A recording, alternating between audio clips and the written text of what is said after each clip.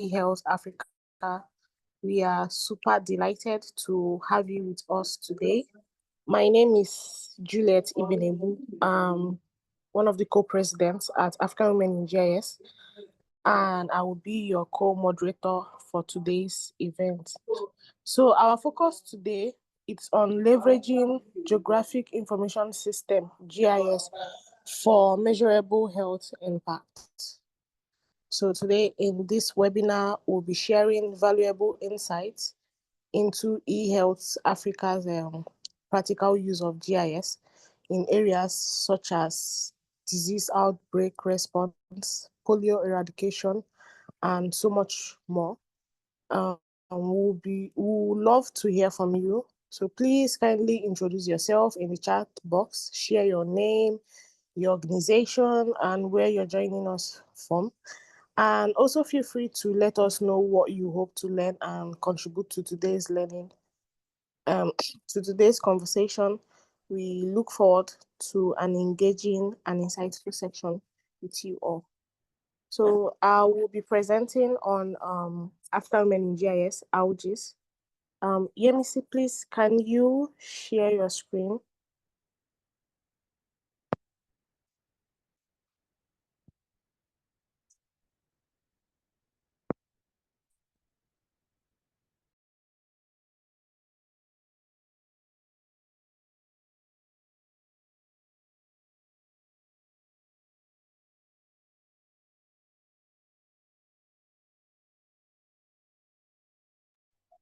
Oh, thank you.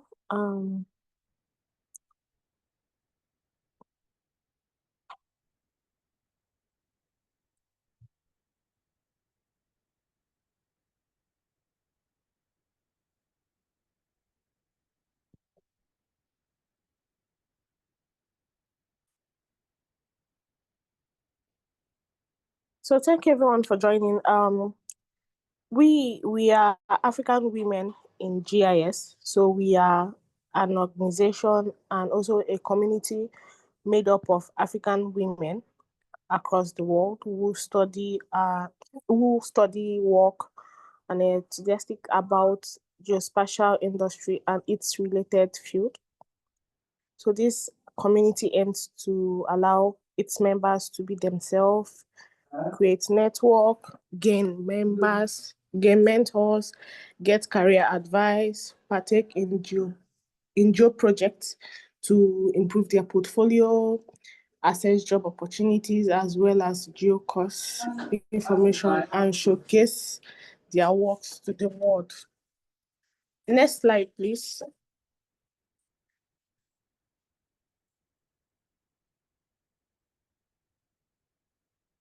Please, next slide. So why did we, is this the correct one? Okay. So why our existence? We all know that we are in a male-dominated geo industry, and we also lack female role models and career guide. We have inaccessibility of GIS job information. We have inaccessible and unaffordable GIS events and courses. We also have lack of GIS potential awareness and lack of grassroots awareness. That is why we, as an organization, we exist. So the next slide, please.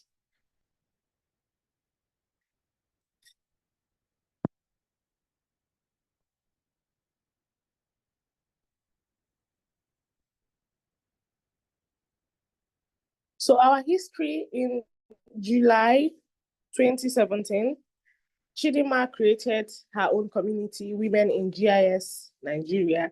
Then in April 2019, Sienna created her own community, Women in GIS Ghana. Then in June 2019, Chidinma and Sienna met on LinkedIn. They discussed, their communities, the industry challenges, and in October 2019, Chidinma and Sienna merged their communities together to form African Women in GIS. January 2020, the African Women in GIS was made public on social media.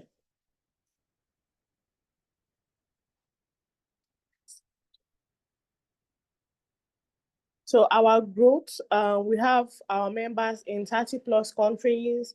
We have 900+ members. And on social media, we have 12,000 social media followers on both LinkedIn and Twitter.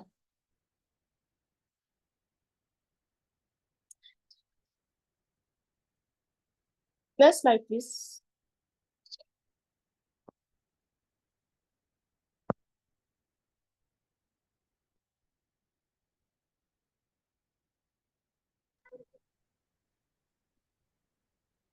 Yemisi, can you move to the next slide?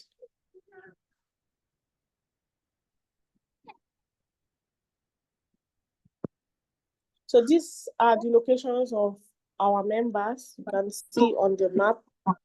We are scattered all over Africa and also abroad.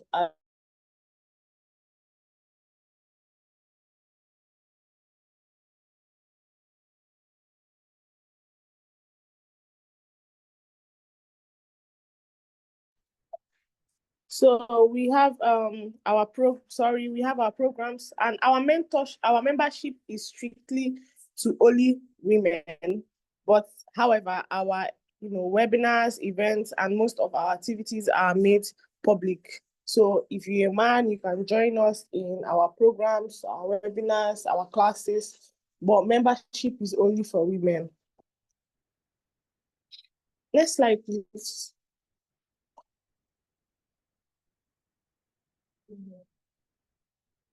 So these are the organizations that we have collaborated with.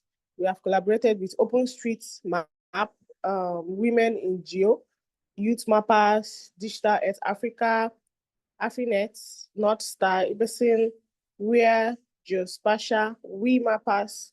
These are the organizations and communities that we partner together and collaborate together to organize events and projects with. Next slide, please.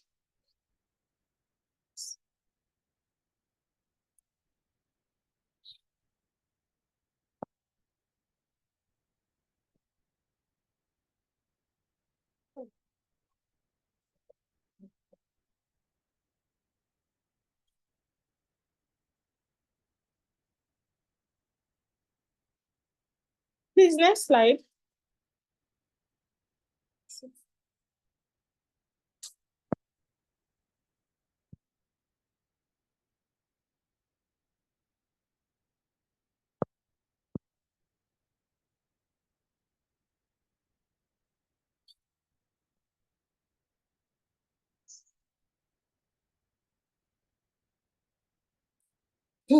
I said, I don't want to join this program.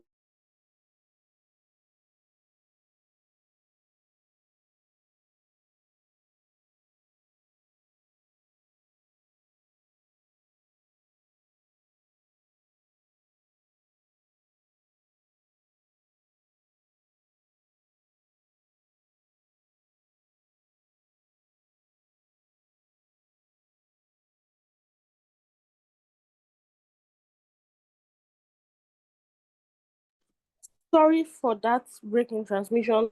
My network is really failing me today, and I apologize for that. So we are still growing at African Women in GIS. We hope to contribute, to bridging the gender gap and supporting women in the African geospatial industry, creating more awareness in the field of GIS. Next slide, please.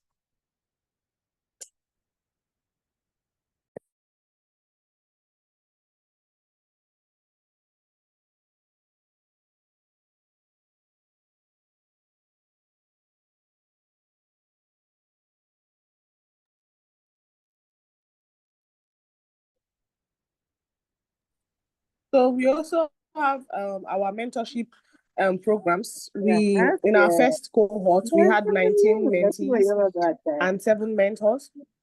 In the second cohort, we had 20 mentees and 14. Hello? Yeah, we can hear you. We can hear you. Kindly mute.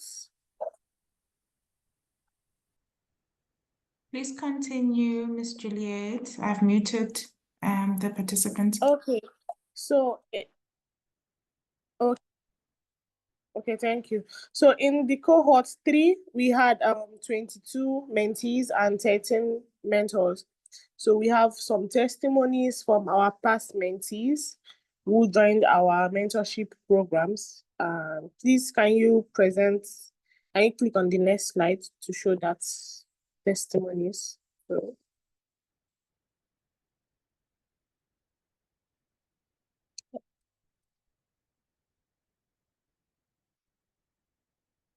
So these are our mentees. You can see them from South Africa, from Nigeria, and from Ghana. These are their testimonies of what they learned. And one of them had her project published, I think with Digital Earth Africa. That's Okotolo from Nigeria. So next slide, please.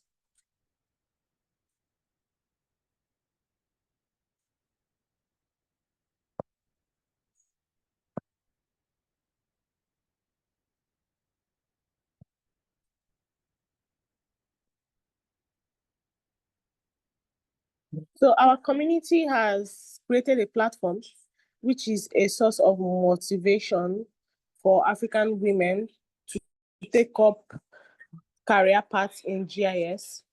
So we aim to expand in the coming years to support more African women in the geospatial industry, introducing younger ones and generations to GIS, helping Africa benefit from the applications of GIS and its related field, as well as fundamentally bridging the gap, which is one of our aims, to bridge the gender gap in the African geospatial industry. Next slide, please.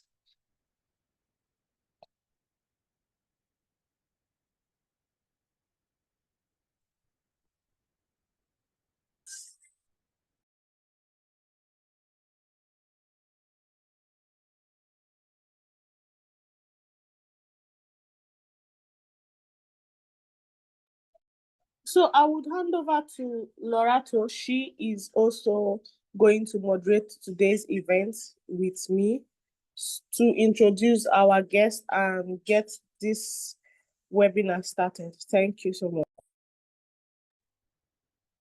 Thank you so much, Ms. Juliet, for the introduction and the context that you've provided to us.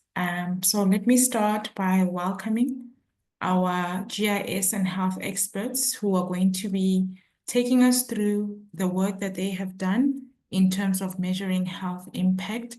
I want to just begin by introducing them briefly so that we are all aware of the capacities in which they are serving as they introduce us to the study that they have done. And so our first speaker is Ms. Nnenna. Ms. Nnenna is a global health specialist with over 12 years of experience in international development with a focus on health. As a project manager for eHealth Africa, she leads the implementation of projects supporting the Nigeria polio program in polio eradication efforts with geospatial technologies. She plays a crucial role in advancing immunization, coverage, and vaccination efforts in the country. Her expertise have been instrumental to the successful deployment of GIS solutions such as Geographic Tracking System, or GTS, in polio outbreak responses in northern Nigeria. Her previous work with eHealth Africa has allowed her to work with UNICEF as the agency's technical lead to the National Measles Vaccine Campaign. Before UNICEF, she was with the Clinton Health Access Initiative, where she led market-shaping efforts to increase accessibility of essential medicines to children. Nnenna earned a master's in public health from the University of South California and a Bachelor of Science in Biological Sciences from Drexel University. What drives her is playing a role in the large ripple effect of improving health outcomes of the world's most vulnerable populations. May we please give a warm welcome for Ms. Nnenna, our first speaker. And our second speaker is Adanna. Adanna Alex is a seasoned GIS expert with over 15 years of experience specializing in the application of GIS in public health.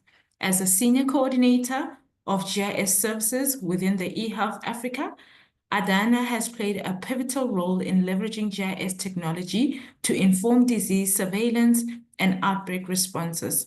With a decade-long tenure in the public health space, Adanna's expertise have contributed significantly to a high-impact initiatives, including the eradication of polio in Nigeria in the year 2020. She holds a Master of Science degree in Conservation and GIS from the University of Glamorgan, which is referred to as the University of South Wales within the UK. Her passion is harnessing the power of spatial analysis to improve healthcare outcomes worldwide. And so those are our two experts in GIS and health who will be taking us through their presentation today. We are very excited to hear from them. Ladies, are we ready with our presentation for today? Yes, and thank you, Lerato, for such an introduction.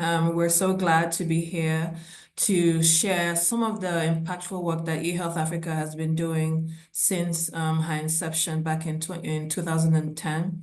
So I'm going to hand over to Adanna, our GIS analyst. She's going to take us through the case study. And I know that it's going to be an informative session today. Over to you, Adanna.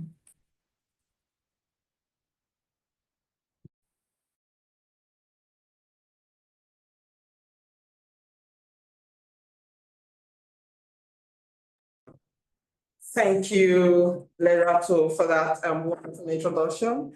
And thank you, Nnenna. So we have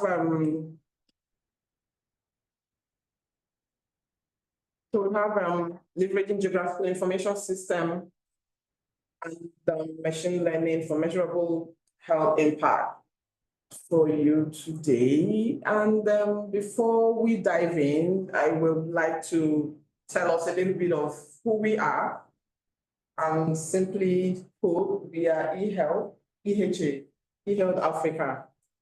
And like most of you will know, eHealth Africa was founded in 2009 by Adam Thompson and Evelyn Castle with just a simple, powerful idea, which is that communities in developing countries could have better health care if the providers of these healthcare services are given the opportunity of making data-driven decisions. And then our first ever project was in Kaduna State in Nigeria, where we were able to help a family health center to shift from using paper-based records to electronic records. And this enabled the tracking of more than 1,000 children's vaccination at that time. So we have continued to build and implement data-driven solutions that ensure communities lead healthier lives. So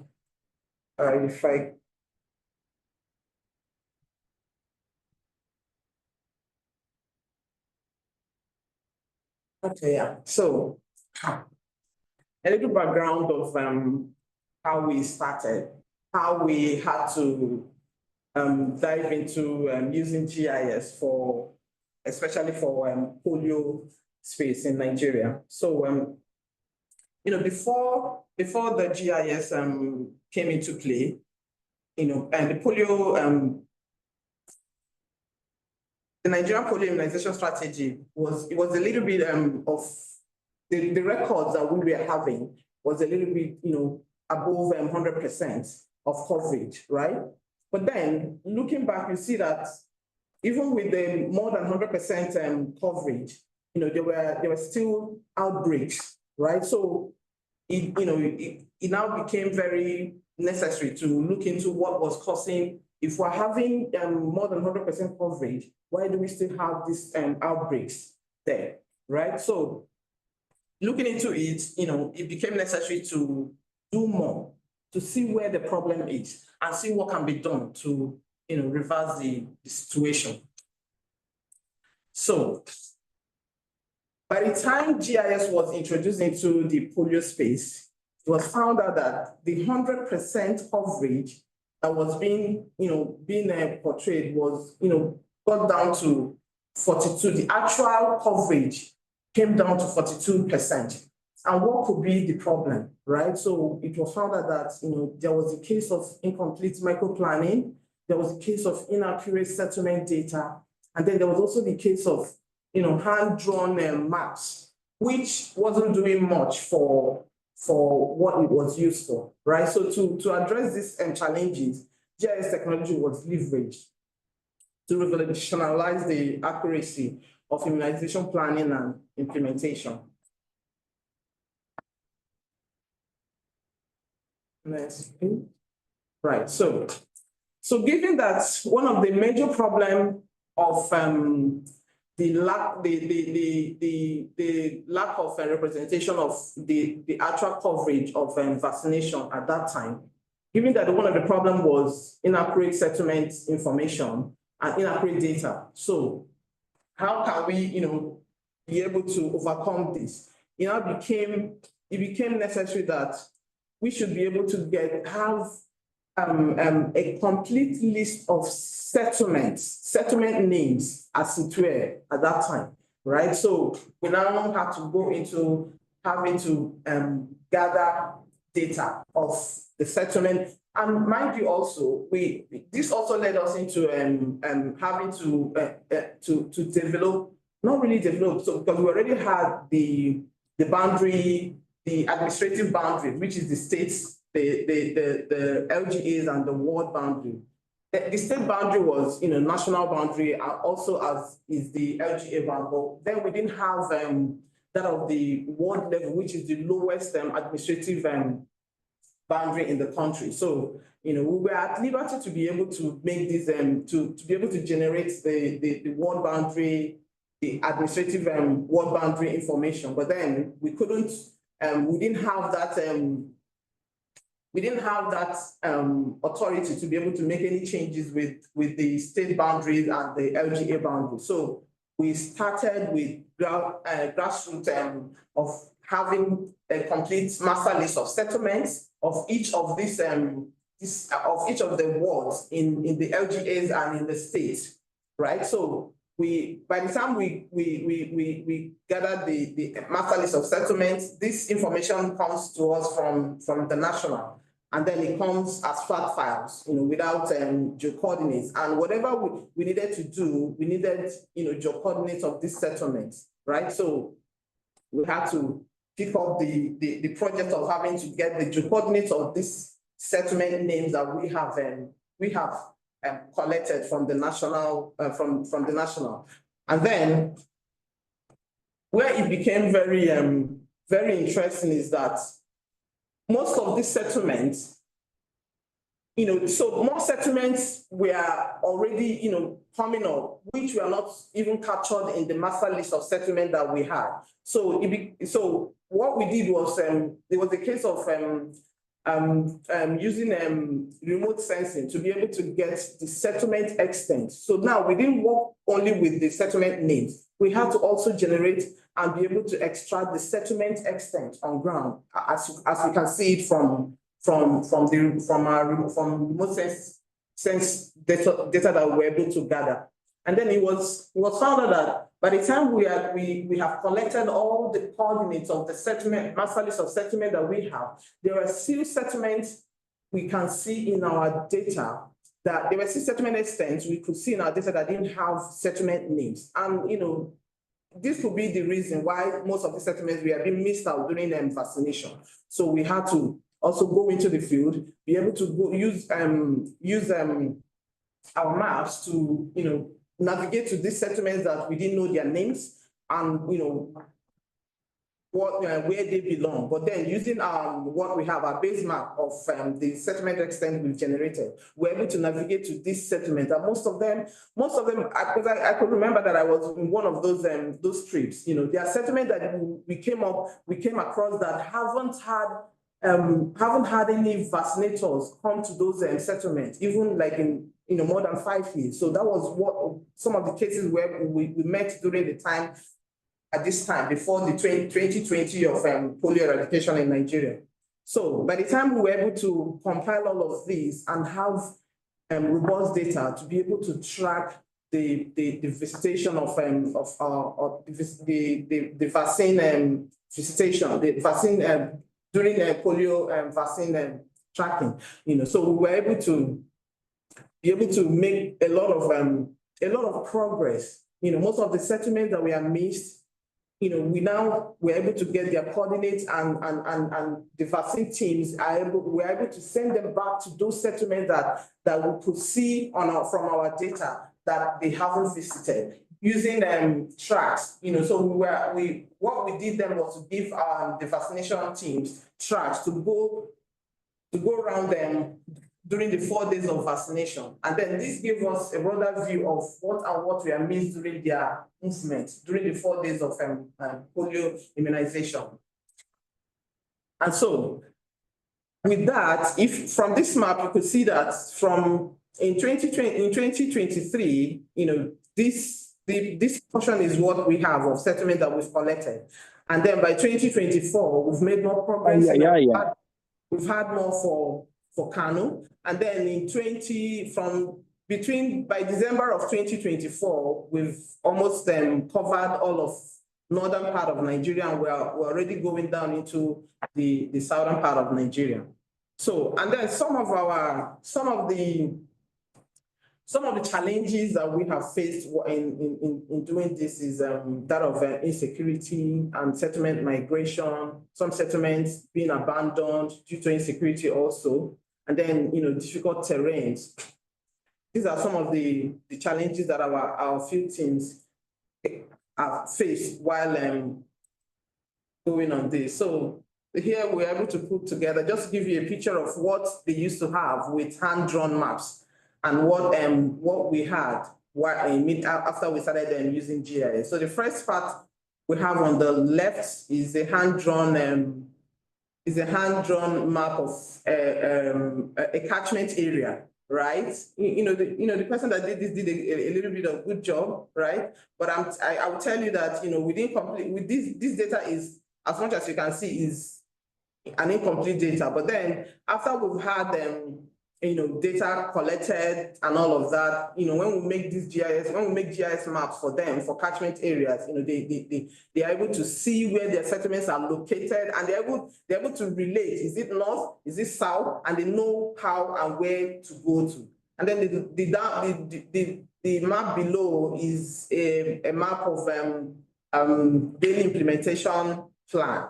You know, so you can see what we have on the left side, while the right one is a well-developed GIS developed a daily implementation plan, right? So we'll go to the next page.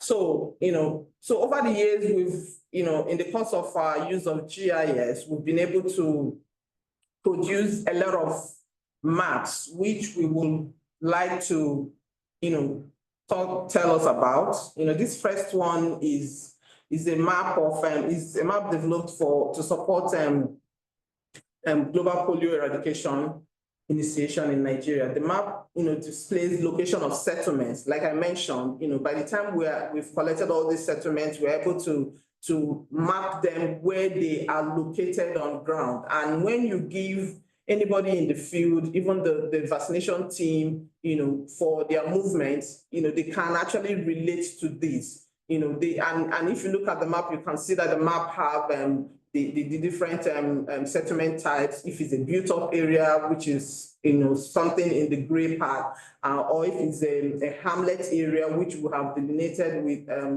some buffers around. You know, so they're able to relate, oh yeah, I know this, and they're able to navigate and get to these places. so this, became very helpful for the team in the field, right? So, and the purpose of the map is serves as a guide to vaccination team in the field during implementation of vaccination activities. The methodology, how we've produced this map also is, first and foremost, we have our administrative boundaries and we have our settlement location points. And also we also have our settlement extent, like I mentioned, which we've used polygons to delineate, the size of the settlement, right? So this map we've, as an NGO, we realize a lot on free source softwares, right? So we've used QGIS to produce this map. And how impactful has this been? It's been, the map has really helped, in planning, especially during the special interventions, and then it helps the vaccination team to be able to navigate to settlement so that no settlement is missed, right? Because most of these vaccinators, either, they might know the major settlement names, but then all the smaller settlements or any other settlement that have picked up at some point that those teams do not know about, if they are not with maps to guide them, they are only able to go to the well-known settlements, and then the settlements that are not well-known, are being missed. But with this map that have the information of all the settlements within this area, they are able to go to every of the settlements that, they need to go within their ward. So if we go to the next page. So this is a map of that have been used to for, I think it's for malaria. No, this is also for polio eradication, and this is for, so this is for malaria. It's a catchment map. It's a catchment map that have been used to support the distribution of insecticide-treated nets in a local government area in Kebbi State, right? So, we just picked some of the maps that speaks to what we have been doing with GIS so far. And the purpose for this map is to visualize the area within the health facility catchment, the health facility catchment area. You can see the green buffer is what we've used to delineate settlements that are within, if it's, I think it's 200 meters, right? So for all the settlements that are within that health facility, so that has shown all the settlements that are within the acceptable distance of a health facility. And then the map will also show us if there are any settlements that are not within the catchment area, so that those ones will, there will be a special plan to reach out to them, because if they are, far away from a health facility that they can access easily, then, there's a provision that is made to reach out to them where they are. So the impact is to visualize the visualization of the settlement within an outside service area. It's so that for effective distribution of the insecticide treated nets, and this is for malaria. And then with this is a daily implementation plan during polio activities. So every day the team have the settlement that they've planned for the day, and how many teams will be required to cover those settlements, given the number of target population. And the target population here will be less than 5 years children. So this map, so we've used GIS to digitize micro planning, right? And then, this is the map that came out of that digitization of micro planning. So this is a map that is showing the POIs within this ward, this particular ward, and all the settlements within this particular ward. And then the colors have been used to delineate, which day each of the settlements will be visited, and also which team is going to be visiting each of these settlements. And by the time you hand this over to the vaccination team, it becomes a very, resourceful tool for them to be able to know how to navigate for the 4 days of vaccination that happens during polio vaccination campaign. Right. So if we see what we have in the next, and this one is one of our Lassa fever map. So we have a team also in at the NCDC. So they've so this map was put together to show the outbreak of the attack rate of Lassa fever between 2023 and 2024. And the map displays the attack rates of Lassa fever cases across local government area. So this is map of Nigeria with LGA boundaries. So, and given the colors, the red is where you have the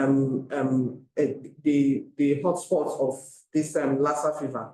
And then, so this, the purpose was to identify the LGAs that require increased attention regarding the logistics and medical supplies for treatment centers and other health facilities, right? So, so having this kind of information, so that, it is a case of planning with, data-driven decisions. So which LGAs need this attention more, needs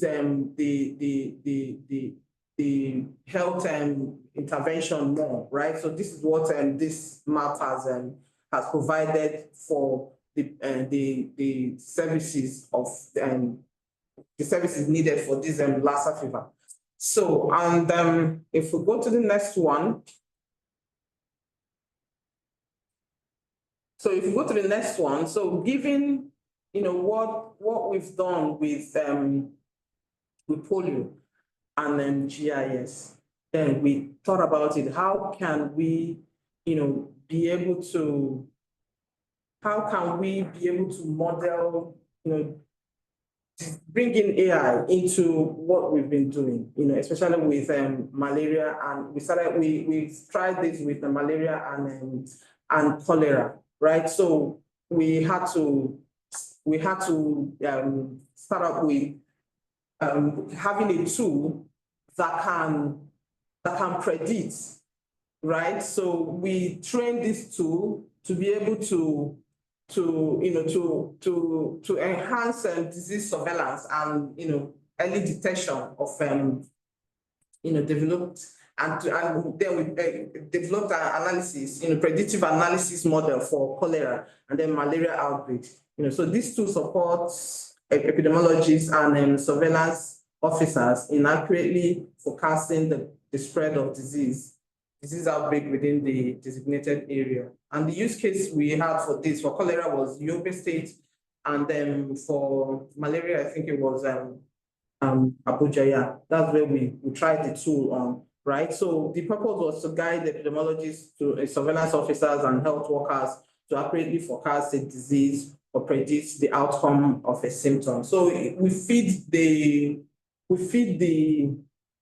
tool. So for data, for the tool, for cholera, what we did was to, after the data cleaning and preparation, we have variables collected for cholera modeling, and the variables we collected were aspect, elevation, built-up area, land surface, temperature, land use, land cover, and population density also, poverty. It wasn't easy to get all of this. Some of them we had to extract from remote sensing data, and the slope and relative wealth index. Those are what we were able to use to train this tool to be able to predict, right?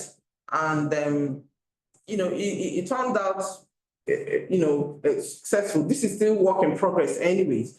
So the impact is to increase turnaround time of disease surveillance and disease outcomes.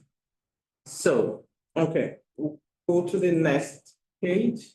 So in all of these, what is our approach? How have we been able to, make use of GIS tracking? What have been our approach? So for the tracking phase, we deploy and then we have for the house to house and security, we also have we have security challenged states, areas, right? And then we also have the house to house.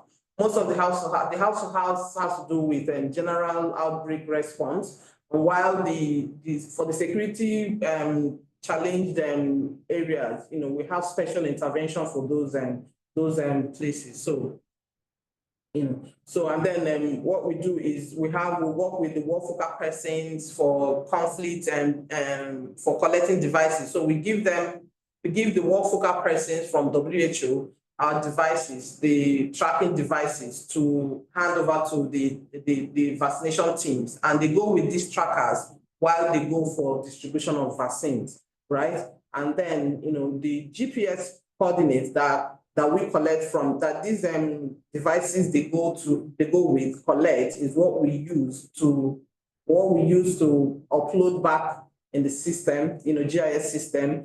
Then we're able to use it to see which their movements and which settlements have been visited and which settlements have not been visited. So, and then mind you, the tracks, so we also have the valid and the invalid tracks. So I think there's a time that a track drops that becomes invalid or invalid, so that we don't account for even tracks that drops while they are on movement. So there has to be a time for these tracks to drop before the track is categorized as valid or invalid, right? So, and then for the third part of it is that the field team will return with these phones daily for the 4 days of the intervention. They return every day, and the tracks are uploaded, and the analysis is run with so the valid tracks that falls within the settlements that they are supposed to visit. And then depending on the coverage of that how much of that coordinate, how much of that track falls within the settlement they are meant to visit, then we can now decide. Those are the ones that we decided as we will agree that yes, these have been visited. Because for a team to go to a settlement and do vaccination, at least they are supposed to spend a certain amount of time, not just get there and move out. So we are expecting that track should accumulate, a certain number of that tracks before that settlement is classified as visited. And for any settlement that haven't been visited, we put them all together and, give them feedback to say, okay, this settlement, you were meant to visit this settlement, but this settlement haven't been visited. And then they are able to plan it for the next day. And this is what we do for all the 4 days of the campaign.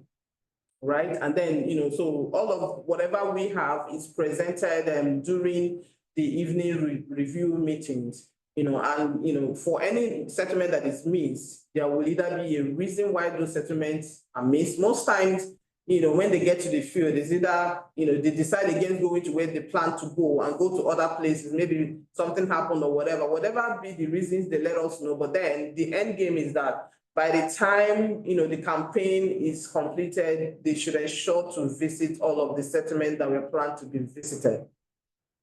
And then the last part of it is that the LGA technical support sends daily calling data, and this calling data is also cross-checked with what our track is saying. So if their calling data is saying that we visited this settlement, and if our tracks is not corroborating what they have said, then we'll find a way of, okay, if you have visited the settlement, we need to have an evidence. So the only evidence that we can use to say agree that you have visited this settlement is the tracks. That is, unless sometimes human beings being human beings, sometimes they forget to either turn on the trackers or whatever. But whatever be the case, we make sure that those settlements we have. So only the tracks is only the evidence that we want to have to agree that that settlement has been visited and the children there have been vaccinated.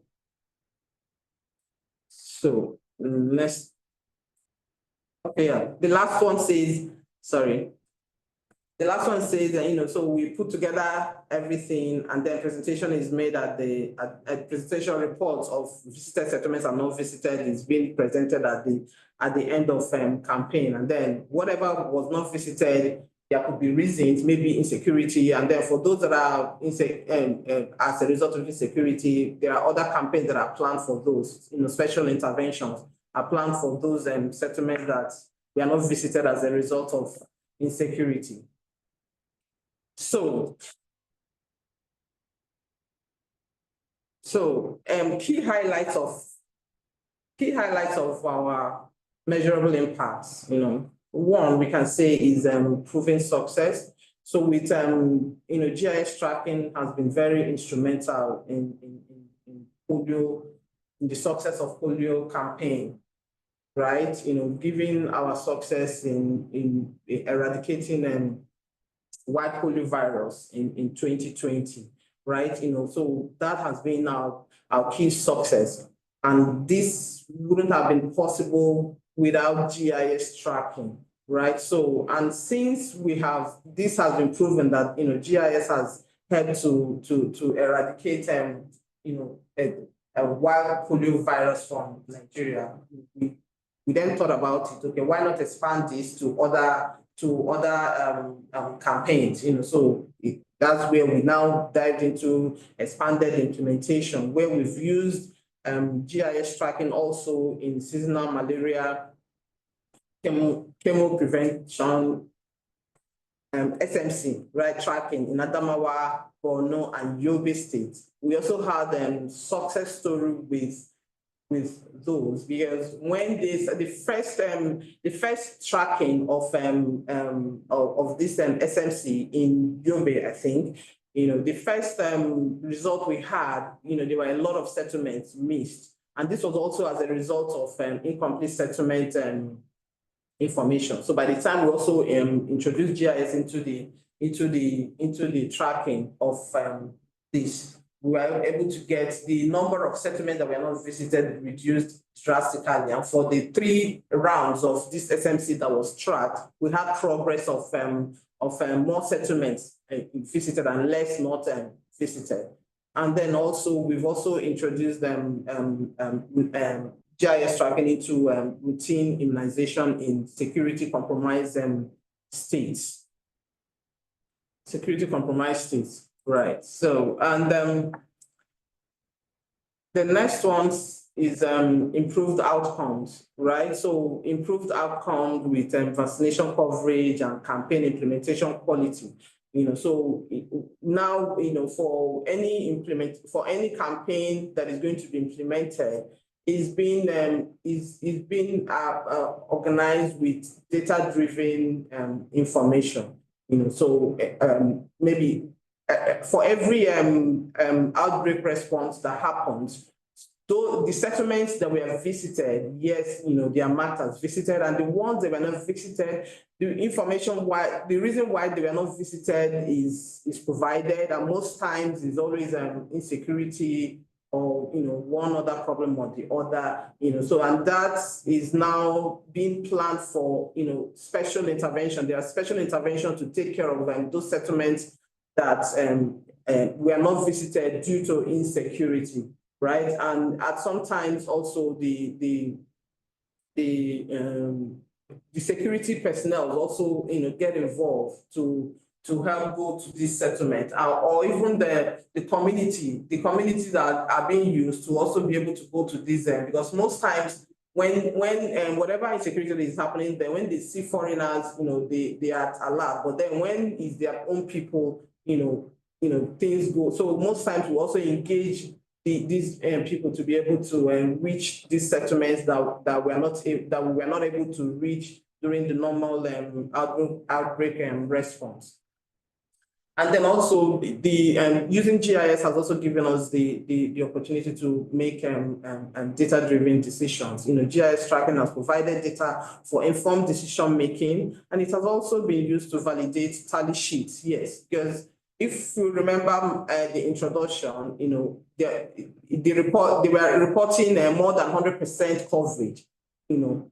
But when GIS was introduced, we could see that it was only 42% of that more than 100% coverage dimension were actually visited. And this was as a result of insufficient data to be able to do what they were supposed to do.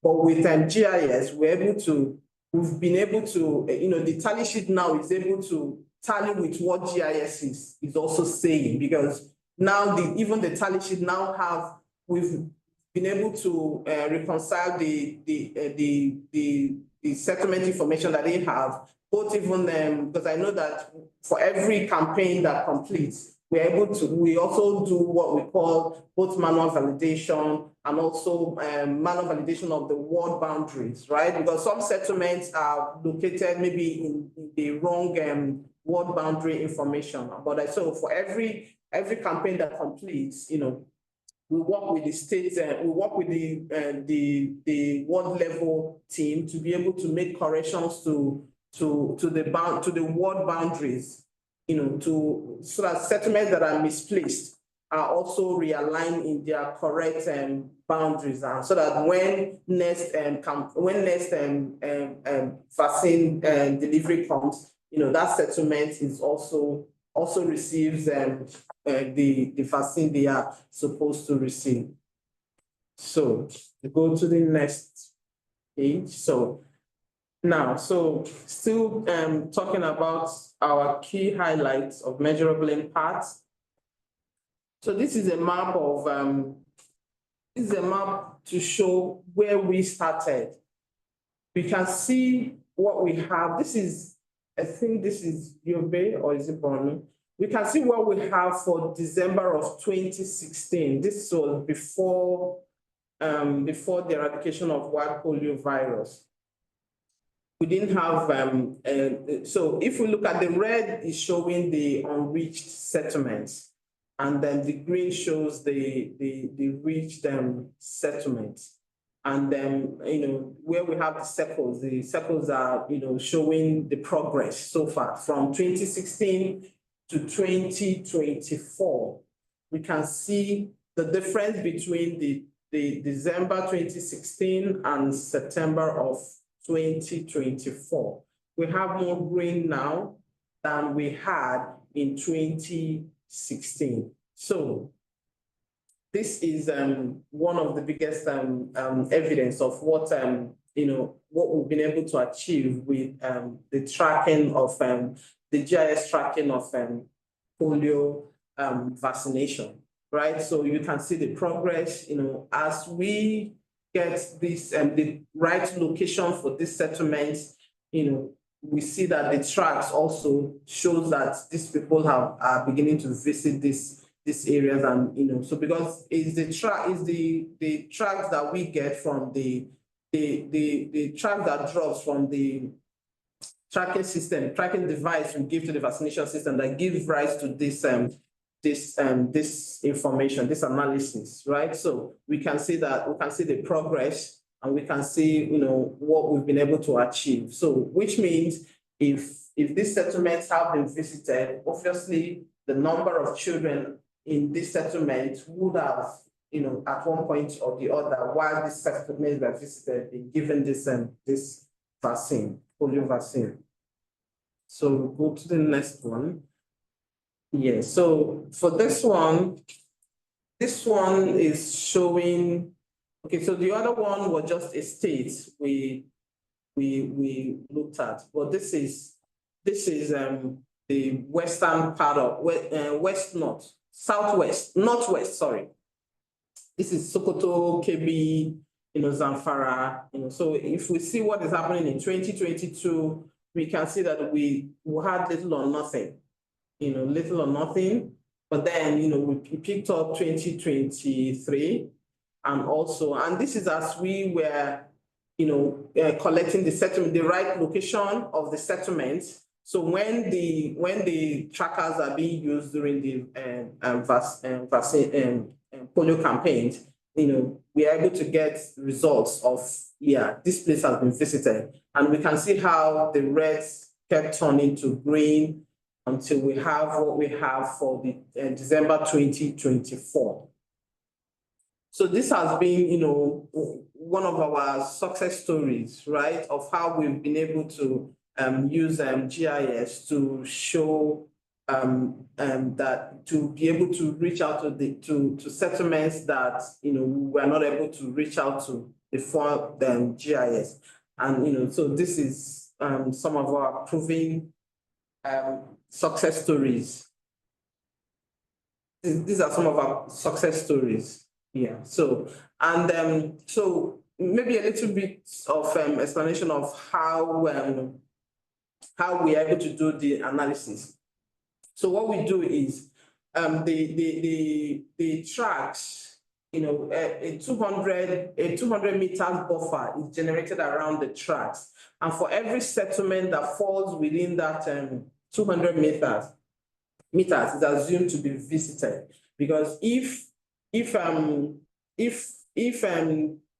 vaccination teams have visited that area and tracks drop in those, for the valid tracks anyways, drop in those settlements, then we assume that the vaccination team have visited that settlement, and that translates to children within those settlements have been visited, right? Have been vaccinated, right? So that is how these maps are being developed. We extract there's a platform, a dashboard, that does present this information. So once a settlement falls within where tracks are, then that settlement automatically gets a green like a yes, it's been visited, and that is how these maps are produced.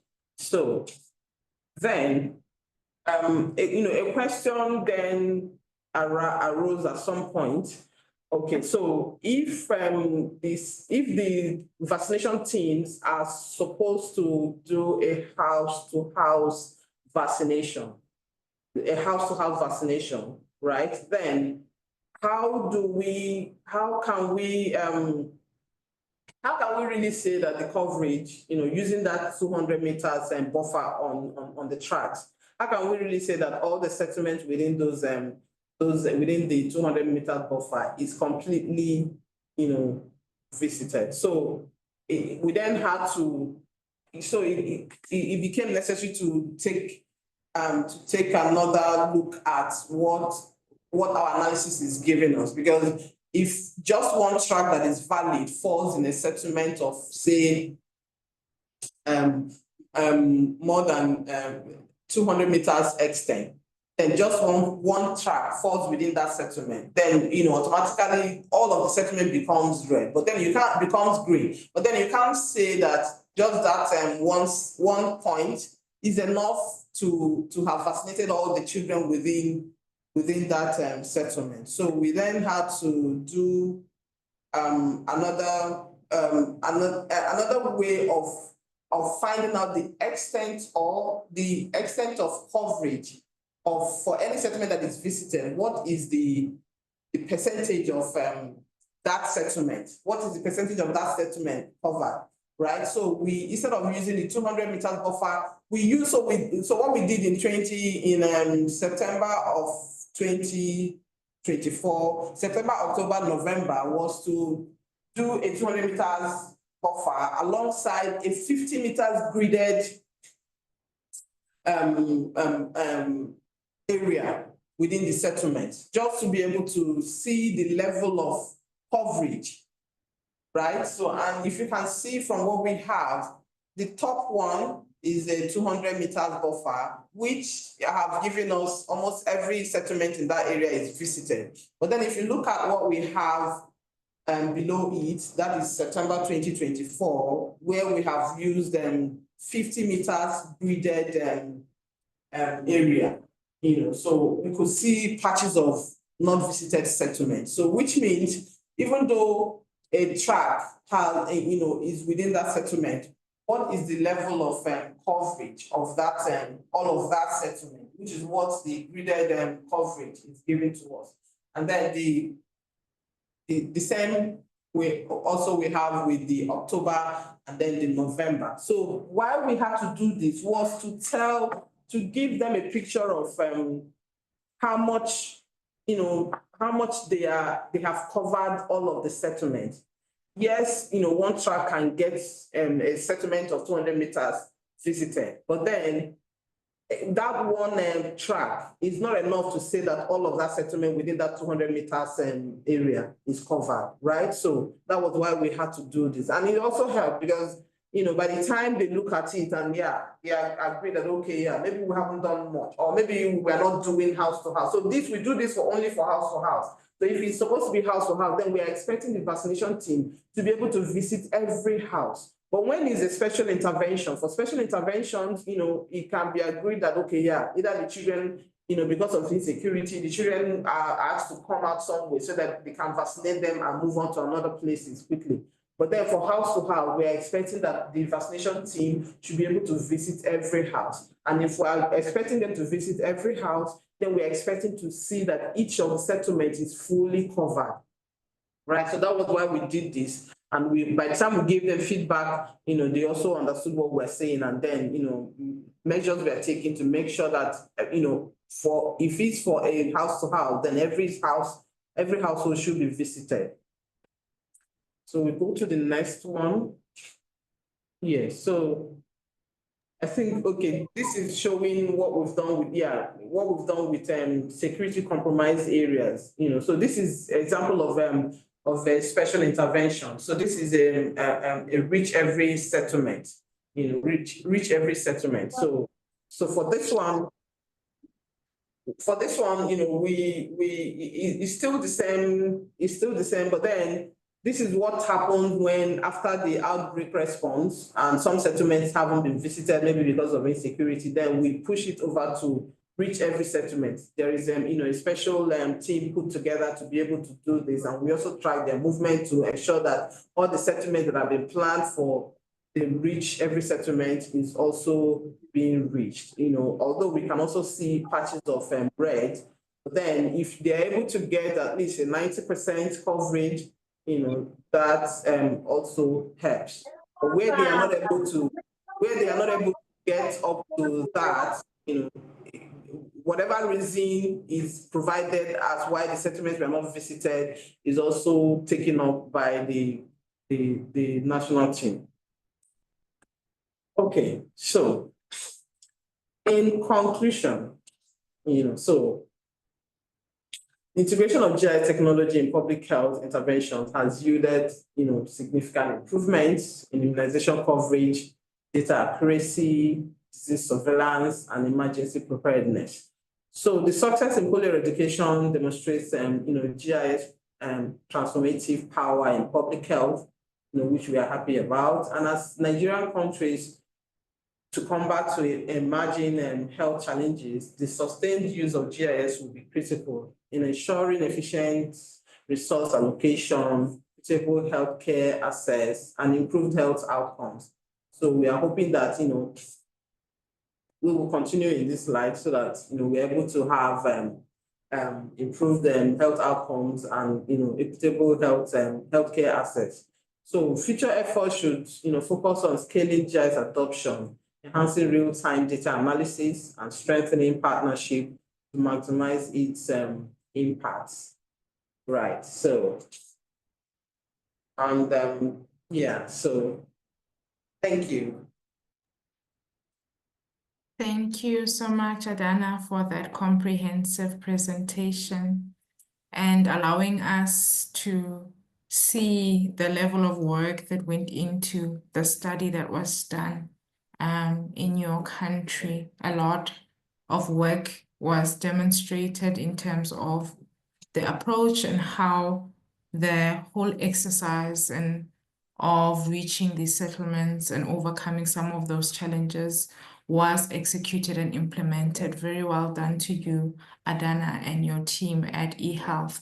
So looking at the time, we would like to give our audience just a few minutes to give any questions that they have to yourself as well as to Nnenna.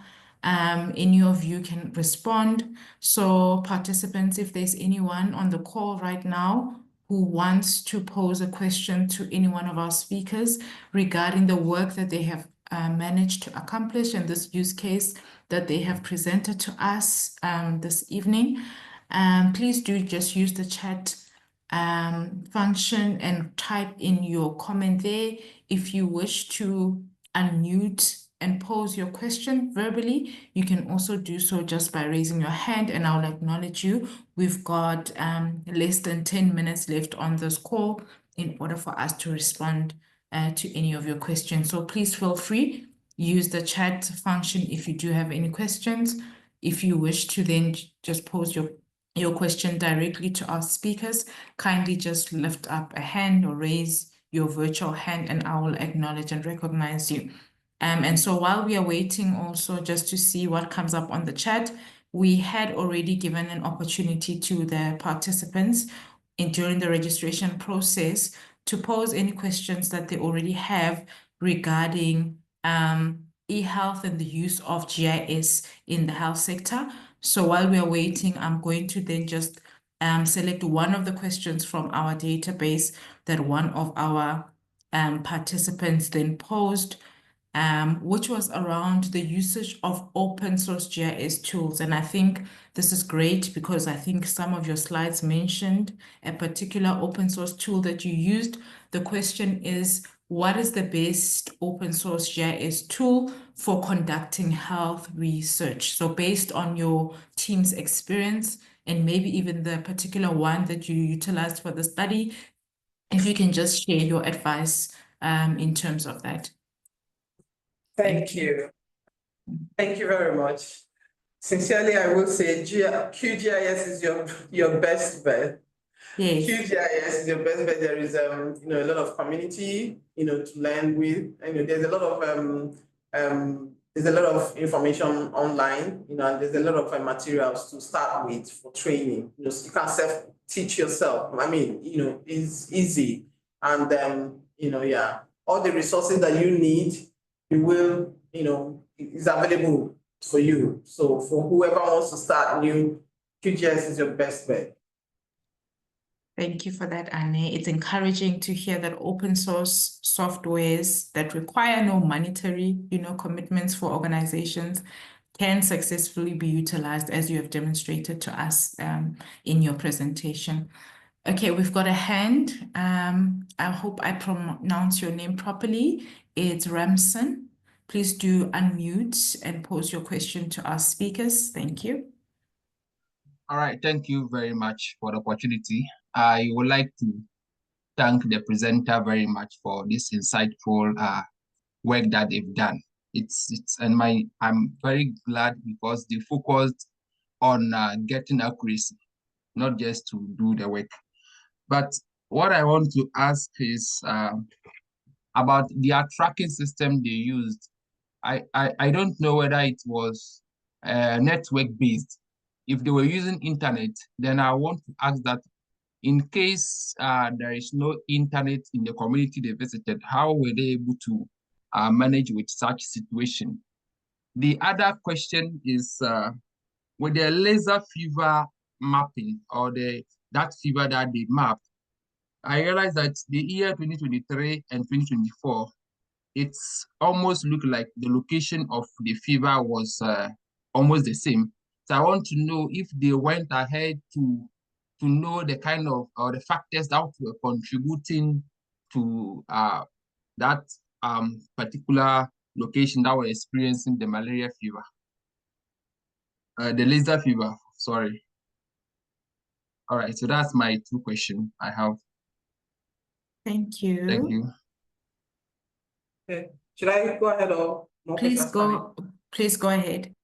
Okay, yeah. So for the internet and for the tracking devices, you don't need to have internet. So the only time you need internet is to upload them. So they go to the field with the trackers and the trackers keep collecting tracks. And then, when they come back to the office or the LGA, headquarters, then the tracks are being uploaded using the internet. So that solves that. so you can use it where there is no internet, right? Then I think it's a good question you have asked, so yeah, so okay, yeah, so the findings have significant impact on the deployment of rapid. So I think it was a high burden, the LGA was high burdened with I can't remember what it is now, but we made this our team at the CDC, produced this map, and then yeah, so maybe I'll be able to find out somehow, and then get across to maybe send an email or something on the full detail of this this investigation. But the idea was to find out where there was this Lassa fever, the high burden of this Lassa fever, and to know how to curb it, right? Yeah, so thank you. Thank you so much. I hope your two questions were responded to, Ramson. I'm not seeing any other questions from the floor. I'm not seeing also any virtual hands that have been raised. If you still want to pose your question, please do go ahead. So I'll go back to our database in terms of... My apologies for that. I'll go back to my database then just to see if there's any other relevant question that we can ask here. One of our attendees requested to know, are there any national funding opportunities for individuals who are interested in conducting their own research studies in the health and disease management sector? So do you know, or can you advise of any funding opportunities that are available that our attendees can perhaps start looking into to fund their projects or research activities in health?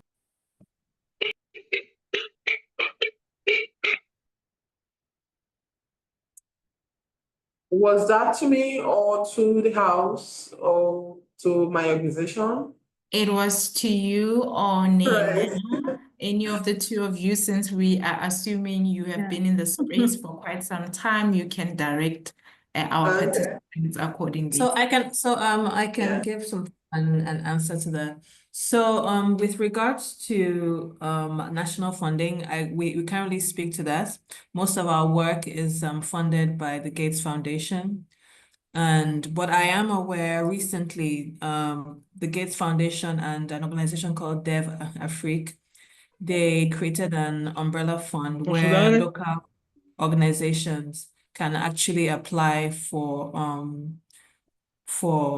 GIS research opportunities. So I would advise whoever asked the question to look into the umbrella fund funded by the Gates Foundation and DevAfrique.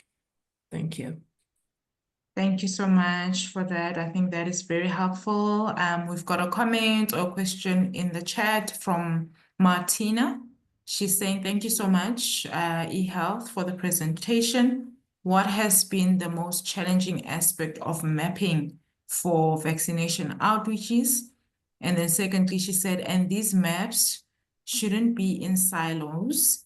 It can be leveraged to further improve other sectors, like town planning as an example. Are the maps made available to the public? So I think the second one is a comment. So any one of you can respond to Martina's question, please. Thank you. Thank you, Martina. So with regards to her first question, particularly in northern Nigeria, I'm sure that some of you would know back in 2016 when we had the peak Boko Haram insurgency in the northeast, and it was very difficult to access those areas. And that was the center of transmission of the wild polio virus. And because of GIS, we were able to eradicate wild polio virus in 2020. Currently, we're experiencing insecurity in the northwestern region, where we have high transmission of the current circulating variant polio type 2 virus, which we're working on eradicating with Nigeria polio program. And so the most challenging aspect for us is actually insecurity. So we would have these settlements where, if in the event of a banditry attack, the settlements will either be abandoned or moved. So if you had gone to a particular settlement to collect those geocoordinates, you can go there and the settlement has been moved or is abandoned. So this has led to delays in us actually completing some of the mapping that we've done, because insecurity is unpredictable. So we depend on the services of our national military service and other security agencies to ensure that when we're doing these activities, that we have the most current security advice to preserve the lives of our staff and also the government staff who support us in these activities. And then also with regards to the maps, we do have our data is available on the data portal, our settlement lists and other information. And we can share any links that we have to these maps with the team after the webinar. Thank you. Thank you so much. Please do share those links in the chat so that the participants can just access them during this meeting.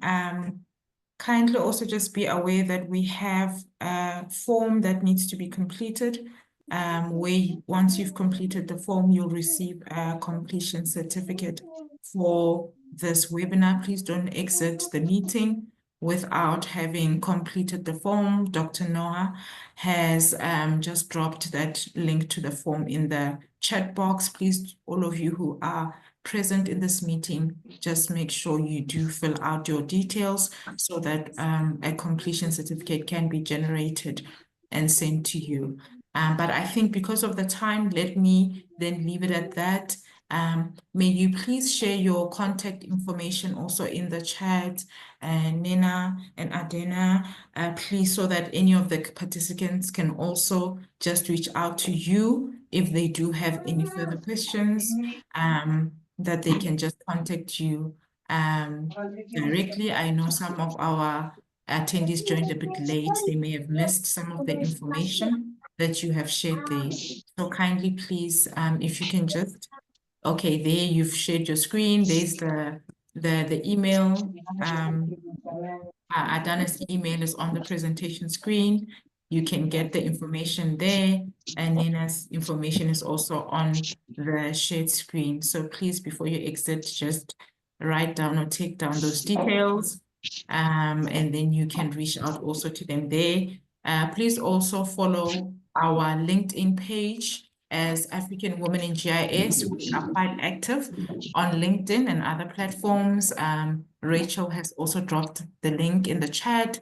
Please just make sure you join our group so that you keep up with all our upcoming events. But for now, I'd like to once more thank Nnenna and Adanna for their time today, for giving us this very insightful and informative presentation. And keep up the good work that you are doing in terms of utilizing and leveraging GIS within the health professional sector.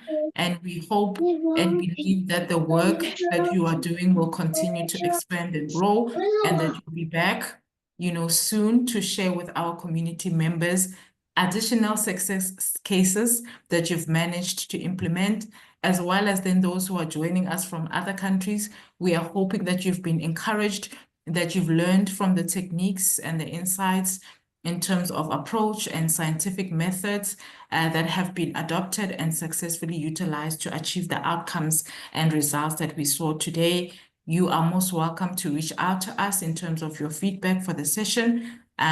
Information is also on the chat if you need to reach us, or on our page on LinkedIn. Drop us a communication there and we will provide you with all the information that we need. And so we are going to close our session just in 1 minute. Thank you, Adanna, once again, and thank you, Nnenna, for the great presentation. Thank you so much. Keep up the good work. We really enjoyed the session this evening.